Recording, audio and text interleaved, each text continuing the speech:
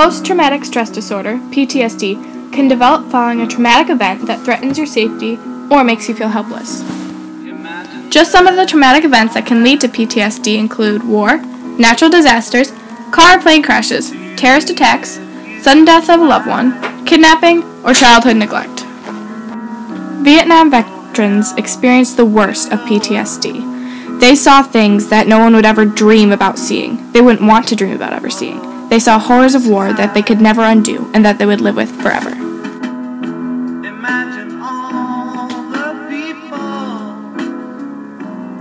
Like said before, there are many causes to PTSD. One of the leading causes is war. The most gruesome war was the Vietnam War, not because of all the deaths and casualties, but because of what the soldiers saw and were told to do. They had to kill civilians and watch their comrades die in response.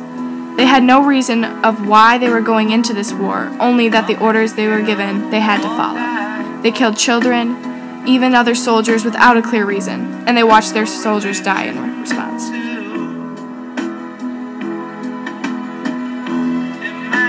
One of the main symptoms of PTSD was depression.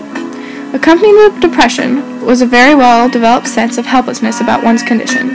In Vietnam, the style of combat had no final resolution of conflict for anyone. Regardless of how one might respond, the overall outcome seemed just to be an endless production of casualties with no goals attained. Regardless of how well one worked, sweat, bled, or even died, the outcome was the same. The GIs gained no ground. They were constantly rocketed. They found little support from their friends and neighbors back home, and the people whose names were drafted into the military service felt helpless. They returned to the United States, trying to put together some positive resolution of this episode in their lives, but the atmosphere at home was hopeless. They were helpless. Why even bother anymore? The veterans' rage is frightening to them and to others around them. For no apparent reasons, many will strike out whoever is near.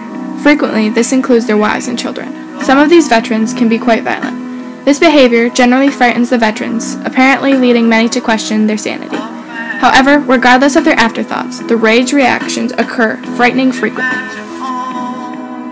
It was hard for Vietnam veterans to have friends.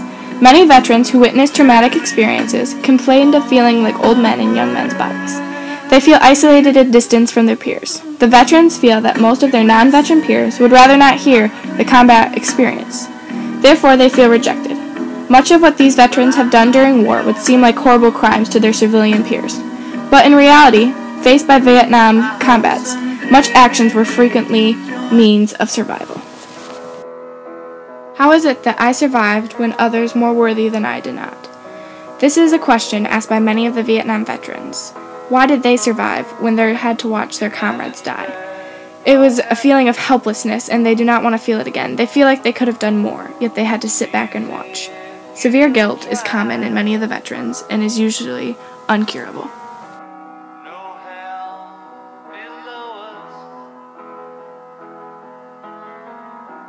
Medication is sometimes prescribed to people with PTSD to relieve secondary symptoms of depression or anxiety. Antidepressants are medications most commonly used for PTSD. While antidepressants may help you feel less sad, worried, or on edge, they do not treat the causes of PTSD. Another type of treatment for PTSD is family therapy. Since PTSD affects both you and those close to you, family therapy can be especially productive. Family therapy can help your loved ones understand what you're going through. It can also help everyone in the family communicate better and work through relationship problems caused by PTSD symptoms. Another helpful treatment for PTSD is giving back to the community and doing volunteer work. This helped the veterans feel less helpless and made them feel like they are in control of their lives. This is just a brief summary on how PTSD affected the Vietnam veterans, as well as how it's still affecting our soldiers today. This is not a disorder to be taken lightly. It still affects us and is likely to stay with many of the soldiers throughout their lives. Even if there are cures, they will never fully be free of it.